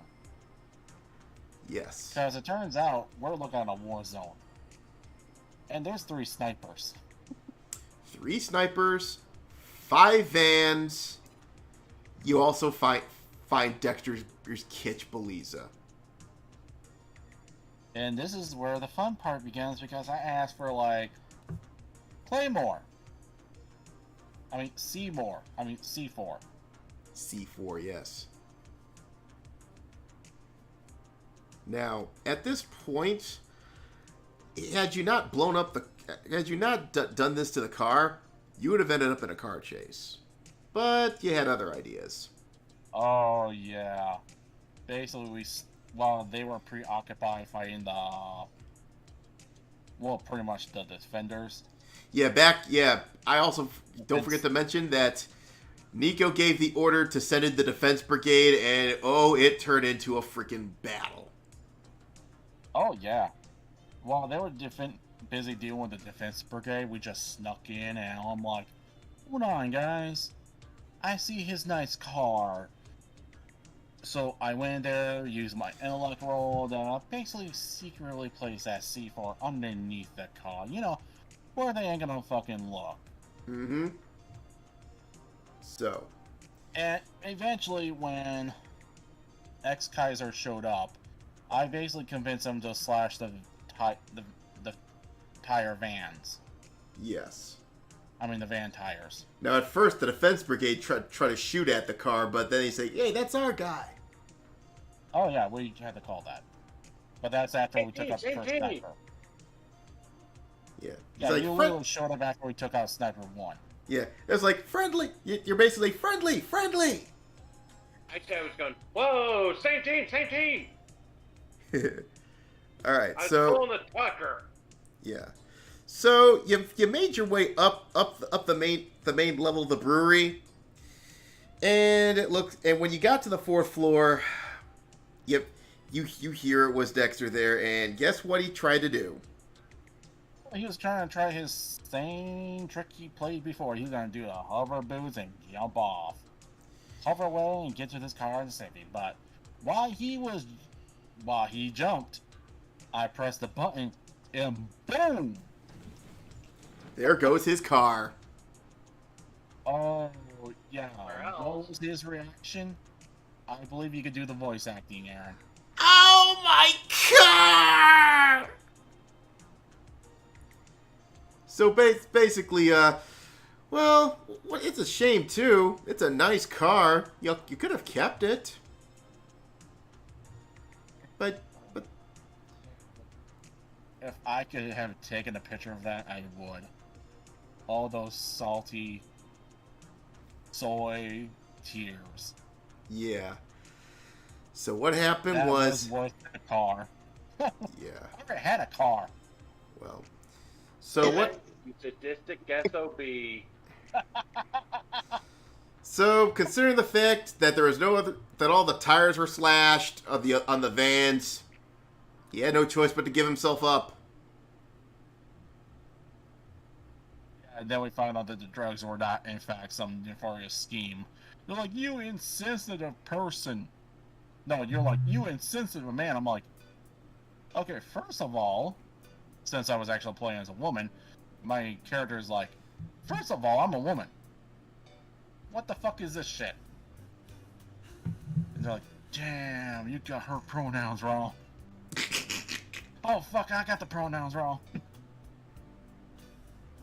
Well, it don't even matter because let's just say Detective Nico took Dexter Crossbredall kicking and screaming, and he was screaming something about Blue Spear.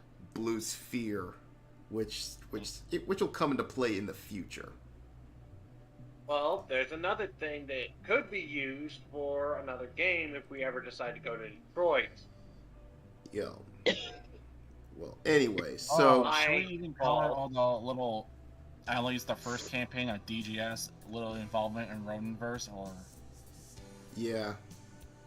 Now, in the epilogue, they do attend the funeral of Helen Wisniewski, and Justine does show up at the funeral along with someone very important. Alexander? Yep. Turns out Jacob Alexander was there to distract him from them, to keep the media distracted while you go meet up with the family and have your little bereavement thing or whatever. Ah. So what happened was, let's see here. So basically you did meet up with the CEO of Alexandria Incorporated, and he basically thanks you for saving his company from what could have been a really nasty scandal. But he also mentions is if you found anything on Blue Sphere. And we definitely did, and we told him. Yeah, you mentioned him, and he's like said, okay, we're already looking in on the situation. I might need you in the future. So, and that was it. The son of a bitch ended up in let's see here. Let's see what happened here. How I put it this way. One of the golden rules in Chicago is don't piss off anyone important, especially if there's someone related to someone in Chicago that has serious juice. Apparently, someone forgot to tell Dexter Crossbird all that before someone within the mysterious Blue Sphere put this scumbag up to running a Black Flag cell doing God knows what in Chicago. Especially as he's too hopped up on college co-eds and uppers to even function properly. Because of that, he's facing serious charges. Murder 1, terrorism, conspiracy charges, and also take their F for other cases centering around his cell. And Detective Nico is probably gloating at the fact that with your assist, she pretty much brings down a major Black Flag organization. So basically, she's getting her name in the news tomorrow. Good for her and good for us, because we were like, grand total, all put together, we're like 10,000 credits richer. Yep.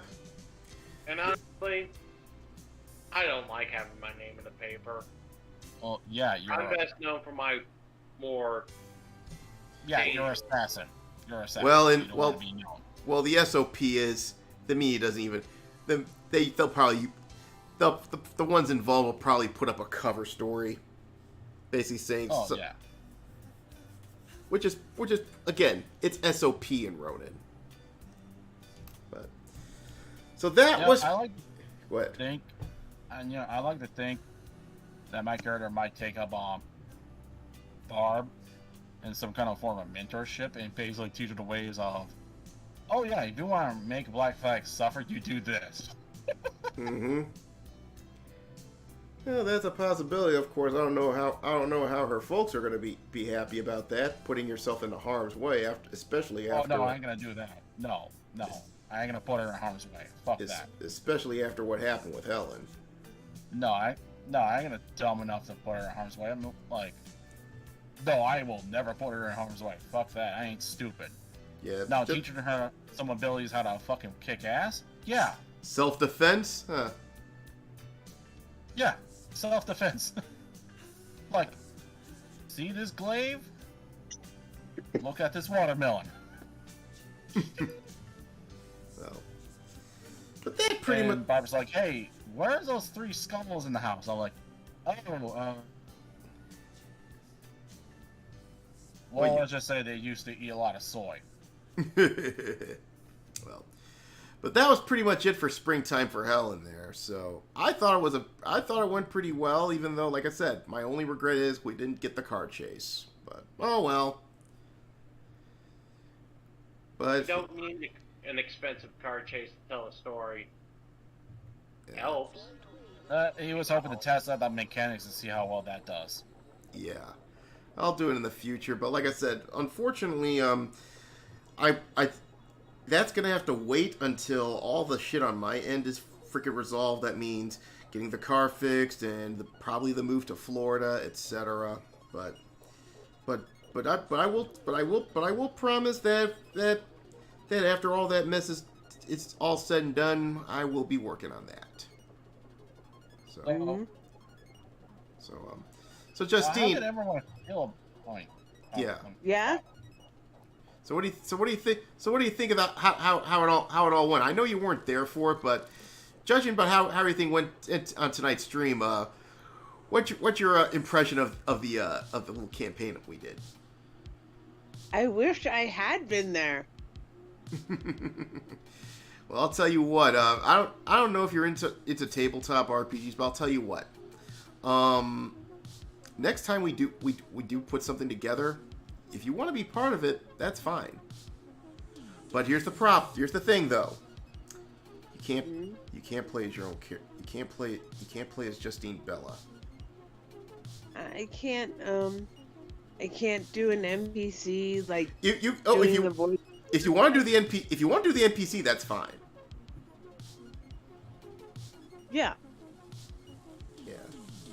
But nope. If you're actually role playing as if you're actually being a player, you're gonna have to make up your own character as a Ronin too. Yes. Right. Yeah.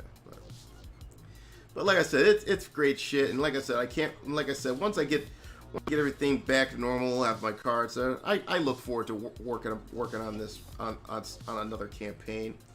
But I did save the campaign template for Springtime for Helen, because I might, who knows, I might make it, let's make it like a sort of part of like a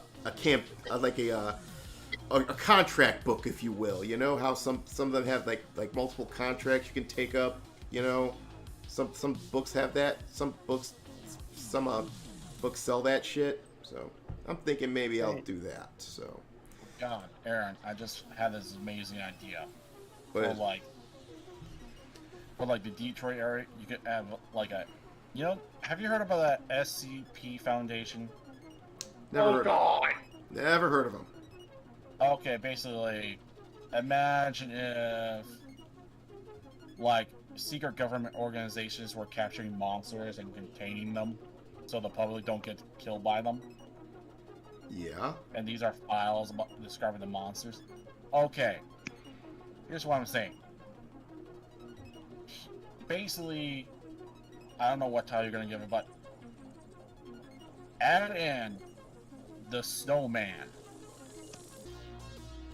which basically every single winter,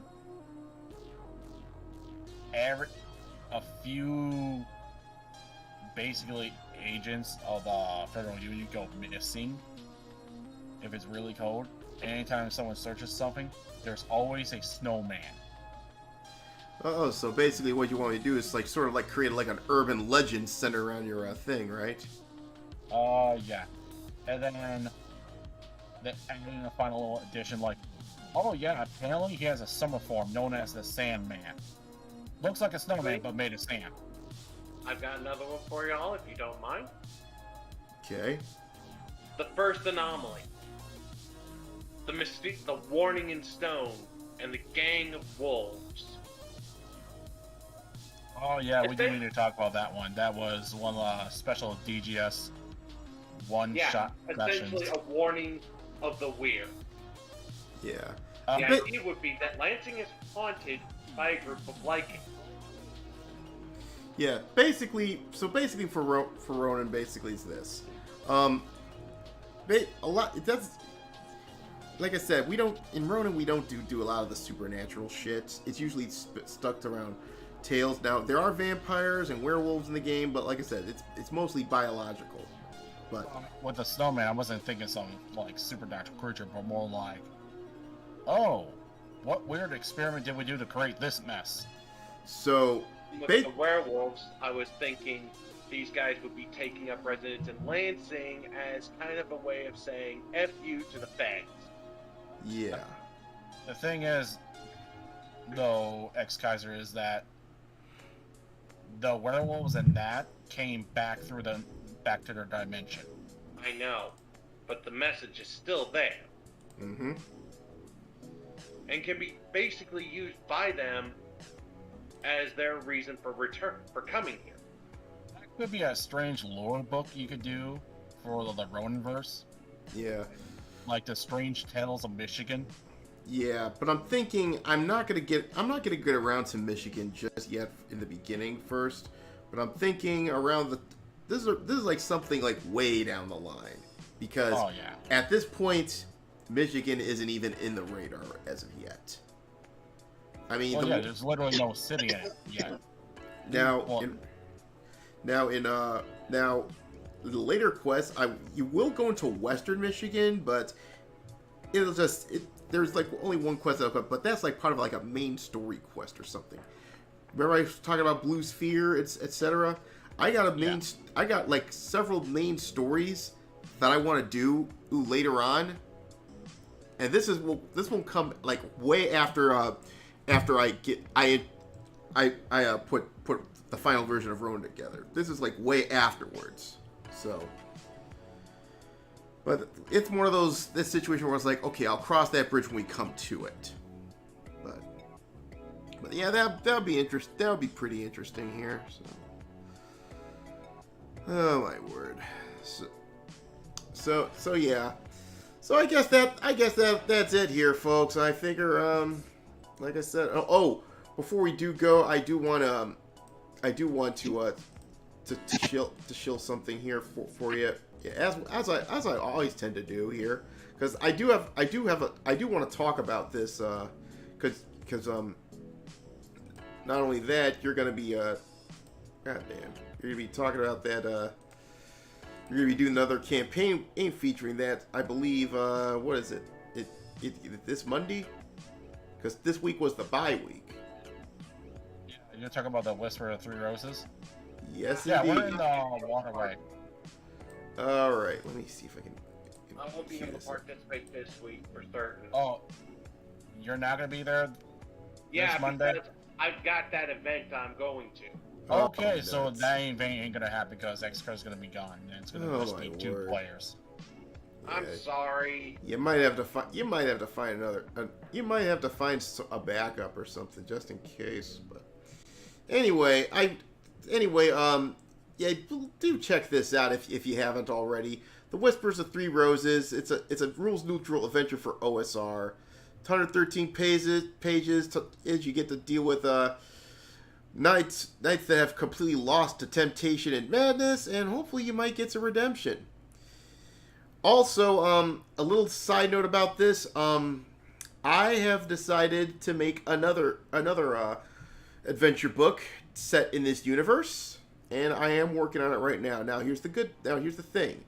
It's going to be more. It's going to be the size, the scope of it is going to be quite a little scaled down. It's like there's not going to be like different sections of dungeons. In fact, I've already got the final boss count of it. There's only going to be 6 bosses in this. All right, but in this adventure, the dungeons will be slightly bigger because you'll be going through to several different places. And a little spoiler alert: this adventure. This is basically your find the legendary item camp type of adventure. So basically, it's sort of. So basically, you're going. So basically, for the second. Honey. Yep, you're gonna be going tomb raiding. Sweet. So there'll be more as it develops. I am working on it right now, so that's something to look forward to. All right. So, okie dokie. I guess we can go ahead and close out the stream here. All right, let's turn this thing off. Okay, so next week's show we are back to our usual form here. So hopefully I get my damn account back. Hopefully sooner rather than later. To hell with Elon Musk, you need to do your magic. Yeah, work your magic. Work your magic, spaceman. I need the Shogun needs to be free. So Yes, go deep in your space magic and free the Aaron. Free the Shogun.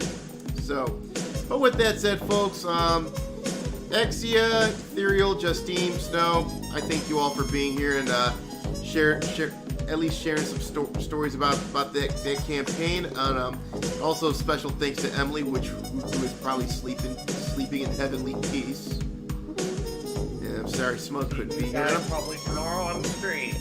Yeah, and I'm very Take a visit. and like I said I do appreciate it. Sorry that Martina cannot make it, but she's got her own stuff, so I respect that. So wherever she's doing, I hope she has that sorted out well. But anyway, she's always welcome here on the tent as always. So hopefully sooner rather than later, because we gotta finish up talking about alchemy, about our theater tour, and I really want to talk to her about Justine. I really want to talk to her about that shit, because her book is finished, by the way. So I want to get her on the show as soon as I can, so we can talk about this real quick. So with that said, for those, I'd like to thank all of you that are still on the stream, or if you're watching on video, I really thank you for joining me this week. So if you enjoy this program, then I ask you to please like, subscribe, ring that bell, and spread the word, because now we have thoughts screwing with my shit. Thankfully, it's only confined to Twitter, but God knows what's going to happen on YouTube. I just got a funny feeling she's gonna be like Liam and fucking Weasel. Anyway, I hope it doesn't get to that. But, so until we once again set up the tent, God bless you, take care of yourself, and hey, it's a nasty world we're living in, so please, I implore you, be careful. Free the Shogun! Expurga factus delendus est! Man, Shogun!